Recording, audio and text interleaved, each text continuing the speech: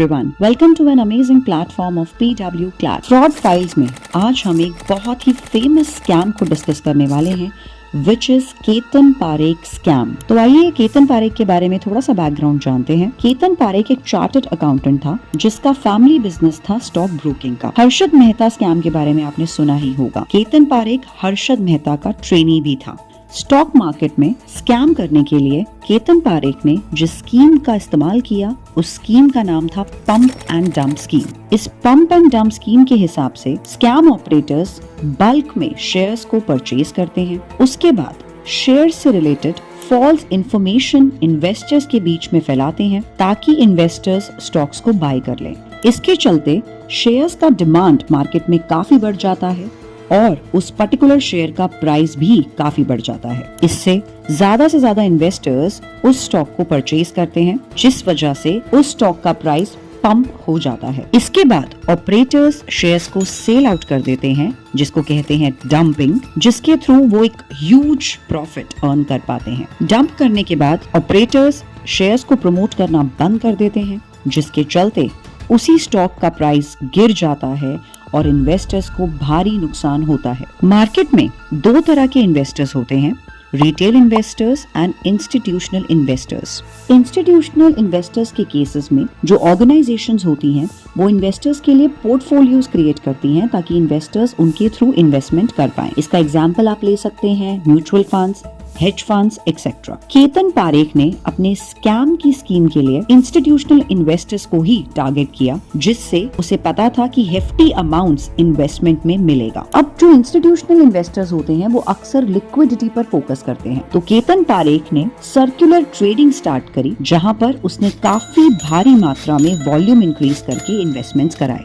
Circular tradings के हिसाब से जो ऑपरेटर्स होते हैं वो एक सर्कल के अंदर ही बाय और सेल करते हैं शेयर्स को, जिस वजह से स्टॉक्स का वॉल्यूम काफी भारी मात्रा में बढ़ जाता है। केतन पारेख ने कुछ खास 10 स्टॉक्स में सबसे ज्यादा इन्वेस्टमेंट करा जिनको कॉमनली जाना जाता है K10 स्टॉक्स के नाम से, जहां पर इंस्टीट्यूशनल इन्वेस्टर्स ने इन्वेस्ट करा जिसकी वजह से शेयर्स का प्राइस काफी बढ़ा और इवन रिटेल इन्वेस्टर्स ने भी इसके चलते सिमिलर स्टॉक्स में इन्वेस्ट करना शुरू कर दिया। टेक्नोलॉजी के अपलिफ्टमेंट के चलते 1997 से 2002 के बीच में .com बूम का एरा आया जहां पर टेलीकॉम स्टॉक्स और टेक्नोलॉजी रिलेटेड स्टॉक्स का प्राइस काफी भारी मात्रा में बढ़ा। केतन पारेख ने इसी अपॉर्चुनिटी का फायदा उठाकर इन स्टॉक्स में इन्वेस्ट करना शुरू करा जहां पर अपनी पंप एंड डंप स्कीम को अप्लाई किया। केतन पारेख मैनिपुलेट करता था स्टॉक्स को ताकि मीडिया का अटेंशन ग्रैब कर सके। इससे इन्वेस्टर्स भी अट्रैक्ट होते थे। केतन पारेख के पंप एंड डंप स्कीम की वजह से कुछ फेमस स्टॉक्स का प्राइस काफी भारी मात्रा में बढ़ गया, जैसे कि जी शेयर्स के प्राइस 750 रुपीज से बढ़कर 11,000 रुपीज हो गए। HFCL के प्राइस 42 रुपीज से बढ़कर 2300 हो गए। ग्लोबल टेली सिस्टम्स के शेयर प्राइस 85 रुपीज से बढ़कर 3100 हो गए। वहीं पेंटाफोर सॉफ्टवेयर का प्राइस 175 से बढ़कर 2700 हो गया। शेयर प्राइस के इतने हाई वैल्यू होने पर केतन पारेख उस स्टॉक को डंप कर देता था। कमाल की बात यह है केतन पारेख को फाइनेंशियल सपोर्ट बैंक्स और प्रमोटर्स करते थे। उस समय 2 फेमस बैंक्स थे जो केतन पारेख को फाइनेंशियली सपोर्ट करते थे। ये बैंक्स थे MMCB Madhavpura mercantile cooperative bank and second GTB global trust bank. Global trust bank ने केतन पारेख को 100 करोड़ का लोन दिया, वहीं MMCB बैंक ने 800 करोड़ का लोन दिया केतन पारेख को। On the contrary reserve bank of India के क्लियर रूल्स एंड रेगुलेशंस के हिसाब से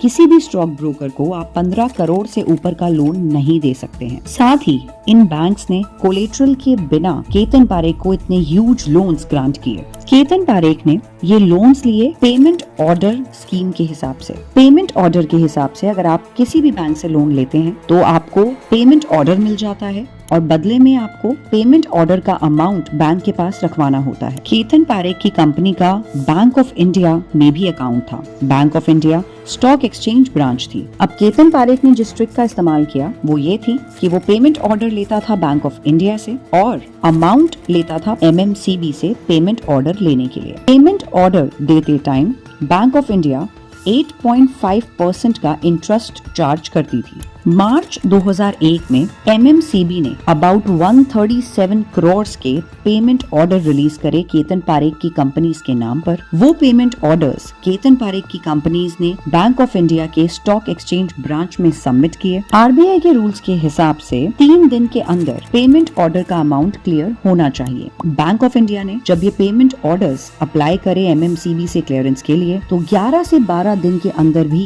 ये पेमेंट ऑर्डर्स क्लियर नहीं हुए, जबकि बैंक ऑफ इंडिया ऑलरेडी वो अमाउंट केतन पारेख की कंपनी को दे चुकी थी। बैंक ऑफ इंडिया के लगाए सारे पेमेंट ऑर्डर्स बाउंस हो गए क्योंकि MMCB ने वो अमाउंट पे नहीं किया।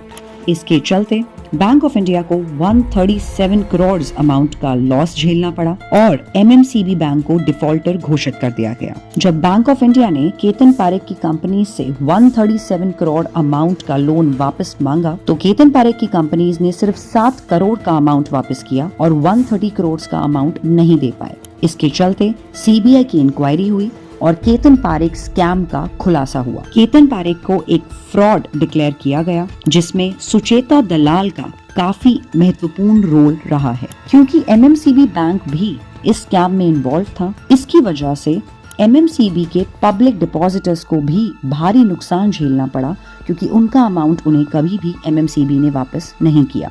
केतन पारेख मनी सोर्सेस को मैनिपुलेट करने में भी माहिर था। बैंक ऑफ इंडिया से जो भी अमाउंट मिलता था वो केतन पारेख अपनी 20 से 25 कंपनीज में रेगुलेट करता था, जिसके चलते ये पता लगाना बहुत मुश्किल होता था कि पैसा कहां से आया है और कहां पर इन्वेस्ट किया गया है। इसी ट्रिक का इस्तेमाल केतन पारेख ने सर्कुलर ट्रेडिंग के लिए किया। मार्च 2001 में .com बबल एरा के दौरान केतन स्टॉक्स के प्राइस गिरने के चलते काफी इन्वेस्टर्स ने इन स्टॉक्स को शॉर्ट सेल करना स्टार्ट किया। इस वजह से मार्केट काफी गिर गया। रिटेल इन्वेस्टर्स और इंस्टीट्यूशनल इन्वेस्टर्स ने भी केतन स्टॉक्स को सेल आउट करना शुरू किया। स्टॉक्स का प्राइस गिरने के चलते केतन पारेख को फंड्स में बहुत प्रॉब्लम्स आई। इसी फेज के दौरान केतन पारेख के स्कैम का एक्सपोज हुआ और केतन स्टॉक्स का प्राइस भारी मात्रा में गिरा। प्राइस गिरने की बात करें तो HFCL जिसका प्राइस 2300 पहुंच चुका था वो गिरकर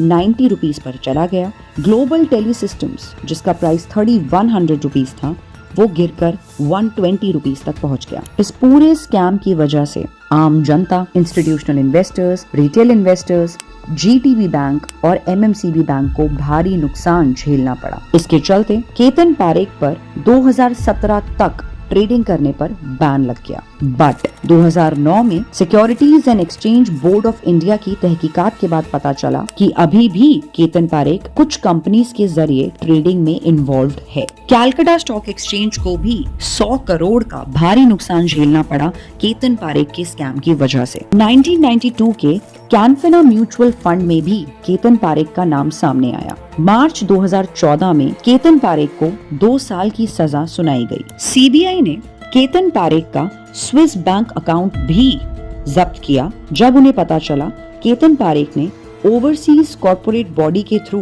2000 से 3000 करोड़ तक का अमाउंट ओवरसीज अकाउंट्स में डिपॉजिट किया है। केतन पारेख स्कैम में केतन पारेख की पॉलिटिकल लीडर्स ने भी कहीं ना कहीं काफी मदद की है, जिसका खुलासा CBI ने अपनी इंक्वायरी में भी किया है। करंट सिनेरियो की बात करें तो केतन पारेख पर अभी भी काफी ज्यादा केसेस चल रहे हैं। तो ये थी केतन पारेख स्कैम की स्टोरी आपके सामने। कमेंट सेक्शन में बताइए अगर इस स्कैम से रिलेटेड आपके पास कोई और वैल्यूएबल इंफॉर्मेशन है तो। Thank you.